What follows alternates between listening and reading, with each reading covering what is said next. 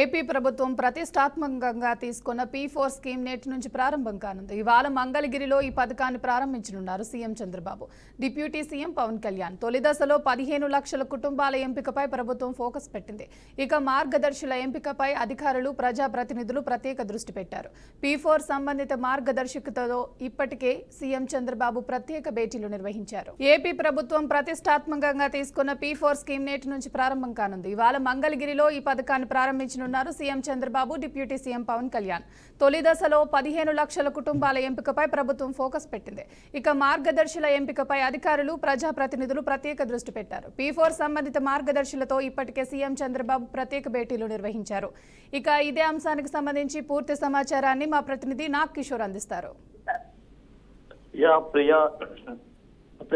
P4 కార్యక్రమం ఏదైతే వెనకబడిన కుటుంబాలు ఉన్నాయో వెనకబడిన కుటుంబాలని ముందుకు తీసుకురావాలి అనే సదుద్దేశంతో ఏపీ పునర్నిర్మాణ దిశగా 2047 లక్ష్యంగా ఈ రోజు మంగళగిరి సీకే కన్వెన్షన్ హాల్లో చంద్రబాబు నాయుడు అదేవిధంగా పవన్ కళ్యాణ్ కలిసి P4 కార్యక్రమాన్ని ప్రారంభించడం జరుగుతుంది. ఈ P4 కార్యక్రమానికి ఇప్పటికే అర్హులను కూడా గుర్తించడం జరిగింది. మొత్తం 15 లక్షల కుటుంబాలను ఇందులో భాగస్వామ్యం చేయాలని చెప్పి కూడా ప్రభుత్వం దీనికి సంబంధించి ఆదేశాలను జిల్లా కలెక్టర్లకు కూడా జారీ చేయడం జరిగింది. దీనిలో ఎవరిని కూడా బలవంతం చేయకుండా స్వచ్ఛందంగా కూడా ఈ P4 కార్యక్రమాలకి ఎన్రోల్ చేసుకోమని చెప్పడం కూడా జరిగింది. ఇప్పటికే 6 లక్షల పైగా కుటుంబాలు ఈ కార్యక్రమం ద్వారా ఎన్రోల్ అయినట్లుగా కూడా గవర్నమెంట్ ప్రకటించడం జరిగింది.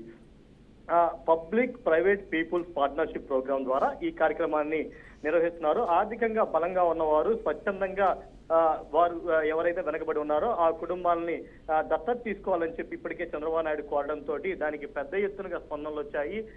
ఎంతో మంది పారిశ్రామికవేత్తలు అదేవిధంగా కార్పొరేట్ వాళ్ళందరూ కూడా ముందుకు వచ్చేసి ఆ P4 కుటుంబాలని దత్తత తీసుకుంటామని చెప్పి కూడా ప్రకటించడం జరిగింది. ముఖ్యమంత్రి స్వయంగా 250 కుటుంబాలను దత్తత తీసుకొని P4 పథకానికే ఆదర్శంగా నిలిచాడు.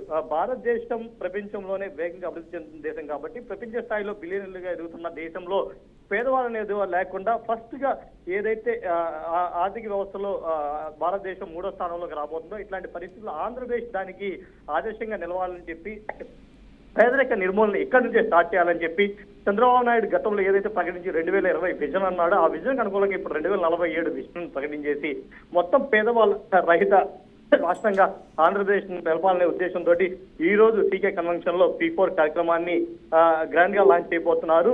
ధనికులు పేదలకు సహాయం చేయడమే ఈ P4 లక్ష్యంగా ముందుకు వెళ్తూ ఉన్నారు.